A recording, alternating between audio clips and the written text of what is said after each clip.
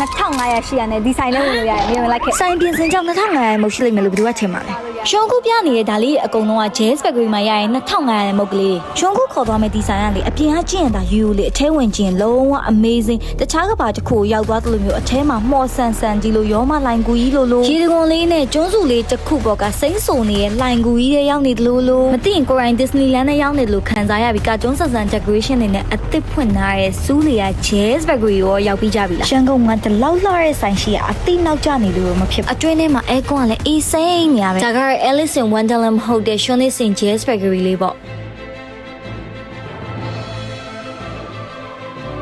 နိုင်ငံခြားမှာ trend ဖြစ်နေတဲ့ real fruit cake တွေအပြင်ကျွန်တော်နေ့တူစားလို့ရမယ်ပေါင်မုတ်တီ puff တီ cake တီအားလုံးအမျိုးပေါင်း150ကျော်လောက်ရှိတယ်။အဲ့ဒါစားချင်တာအကုန်ရှိရတဲ့အတွက်အစုံဆုံး bakery ဆိုင်လို့အောင်ပြောလို့ရတယ်။ဓပုံရိုက်ချင်လို့ဆိုင်တိုင်းစားမယ်ဆိုလို့ရှိရင်လည်း coffee menu က9000လောက်ကနေစားရတာတွေ့ခဲ့တယ်။ကဲအဲ့တော့ဒီရောက်ရင်ဘာရီမှာစားလို့ကောင်းလဲဆိုတာဆက်ပြောပြ။အခုပြတာက Jazz Factory ကမုတ်တီကုန်ပြီလားဆိုမကုန်သေးဘူးเนาะဒါစပွဲဆန်းတလောက်ပဲခင်တာ။ဒီအပိုင်းမှာထွက်ထားတဲ့သူရဲ့ item တစ်တွေလည်း shun try နာ။ဒါတော့ shun ရှင်းမှာပြောရင်2500ရန် J-Pack cream တို့အတွက်ပေါင်မုတ်သားအီးလေးနဲ့အထက်မှာ cream cheese ပါတယ်။ဒါတော့အစိမ့်ဆန်တွေအပြည့်ကတ်ထားတဲ့ပေါင်မုတ်လေးသူလည်းထဲမှာ cream cheese ပါတယ်ပေါင်မုတ်လေးက instant နဲ့တစ်လုံးကိုတော့9000ပေးရတယ်ချိုချင်းချင်းလေးစားရတဲ့ဒီ nut strawberry လေးကတော့တစ်လုံးကို6500တစ်ဖက်ကချိုကိုတစ်ဖက်က cheese နဲ့ choco cheese လေးကတော့တစ်လုံးကို9000ပေးရတယ်ရတာချင်းတင်းလေးနဲ့ sankey roll လေးလည်း9000 drinks တွေမှာတော်တော်ကြဒီ watermelon ကြီးလေးအရန်ချိုရရင်မကြရင်ဒီတလွာချင်းစီ instant ရဲ့ coconut danish လေးစားကြည့်ဒါကတော့အိမ်အတွက်ဝယ်သွားလို့ကောင်းတဲ့ coconut on the way လို့ခေါ်တဲ့ပေါင်မုတ်တုံးစားရတာတော်တော်လေးအားရပြီးပေါင်မုတ်သားရဲ့ instant နေမှုကတော့ share ပဲဒီ chocolate cheese ရတာလေးနဲ့ကြိုက်ပြန်တော့လဲစားရတာခတ်တက်လေးနဲ့ instant နဲ့ဒါကတော့တို့စီမှာအသစ်ထွက်ထားမှကြားသေးရဲ့ cheese puff လေးတော့8000ပေးရတဲ့အပေါ်ကနှမ်းမဲလေးကတ်ထားပြီးအချိုပေါ့ပေါ့လေးစားရဒီ leaf